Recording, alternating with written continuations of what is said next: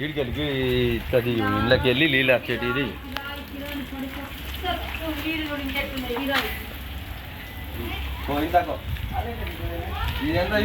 గట్టిగా తెల్లందా కానబడాలి కానీ ఇల్లు షేర్ అవుతుంది రా బాబు.